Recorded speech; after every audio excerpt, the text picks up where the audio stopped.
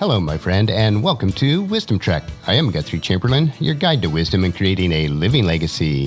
Thank you for joining us for our 5-day-per-week wisdom and legacy building podcast. Today is day 506 of our trek, and it is Wisdom Wednesday. Every day along life's trail, we will dig for the nuggets of wisdom found in the book of Proverbs. Today, we'll explore the first half of chapter 26. We are broadcasting from our studios at the Big House in Marietta, Ohio. As with most businesses, the week between Christmas and New Year's is slower and less hectic, and this is why Paula and I use this week for planning. Our goal for this week is to completely plan 2017, both personally and for our business. This involves planning our entire calendar for the next 12 months, as well as our financial budgets for the year. There will be some changes during the year, but it gives us a very good foundation from which to work from. We feel that it is very wise to plan as much as possible, while realizing that God will ultimately direct our steps as we follow Him each day. The opposite of being wise is to be foolish. On today's trek, we will explore several situations that a fool is caught up in. One of the ways to know if a person is a fool is that they continue on in their foolishness. This is equated to what a dog does, which is our title for today, as a dog returns to its vomit. So let's start in as we explore verses 1 through 14, and this is a section of more Proverbs of Solomon that were copied out by King Hezekiah. Verse number 1. Honor is no more associated with fools than snow with summer or rain with harvest.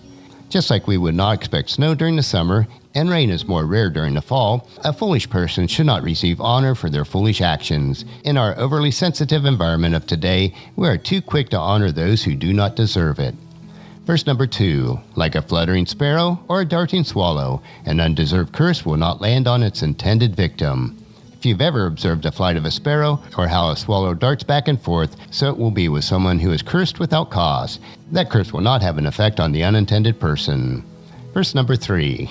Guide a horse with a whip, a donkey with a bridle, and a fool with a rod to his back. Just as a small whip or a small bit in a horse's mouth will guide the horse wherever it needs to go, the only way to direct a fool on the proper course is through discipline and correction, because they are too foolish to correct themselves. Verses 4 and 5. Don't answer the foolish arguments of a fool, or you will become as foolish as they are. Be sure to answer the foolish arguments of a fool, or they will become wise in their own estimation. While these two verses appear to contradict each other, it has to be analyzed in its original intent. You never want to argue a fool based on their foolish arguments, or you will become a fool yourself. If a fool wants to argue, counter only with wisdom and truth. In doing so, you will squelch the fool's argument, because they will not know how to effectively refute it.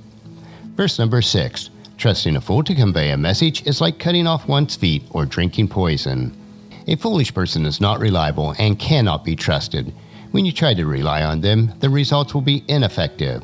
It is the same as handicapping yourself or drinking poison and expecting someone else to become ill. Verse number 7. A proverb in the mouth of a fool is as useless as a paralyzed leg. A proverb is a short, wise saying, and when it comes from the mouth of a foolish person, it is of no use because it does not impact the person who is saying it. It would be as useless as attempting to walk on a paralyzed leg. Verse number 8.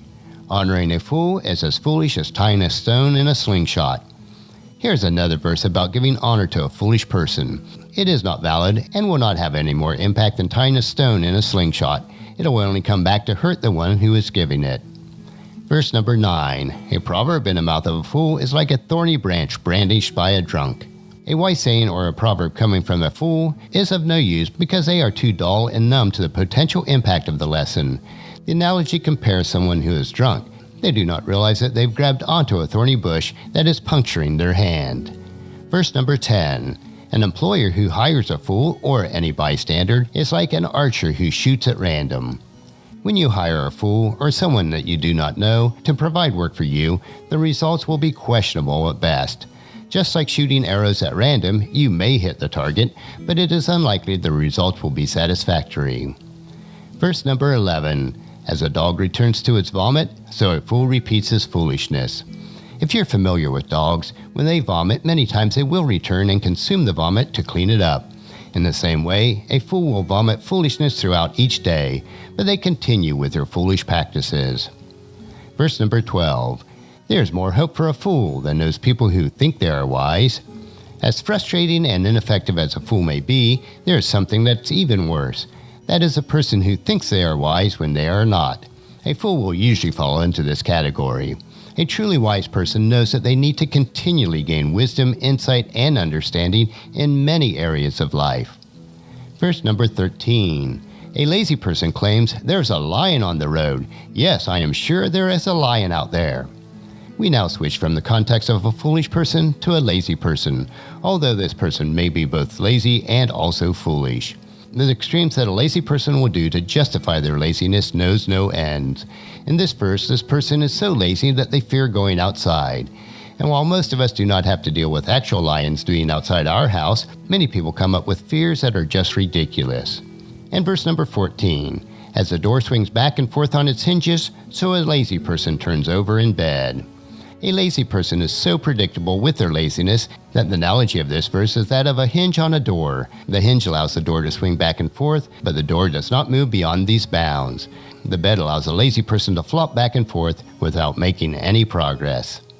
Today on our Wisdom Trail, we continue to explore the series of Solomon's Proverbs that were assembled by King Hezekiah.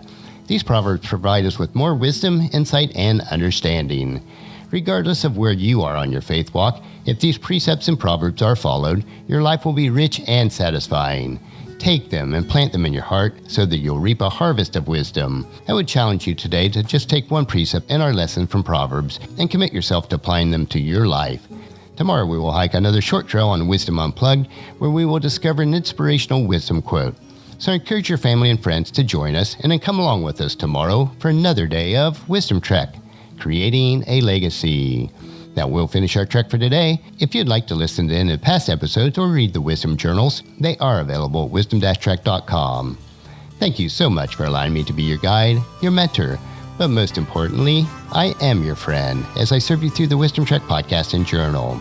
And as we take this trek of life together, let us always live abundantly, love unconditionally, listen intentionally, learn continuously, lend to others generously, lead with integrity, and then leave a living legacy each day.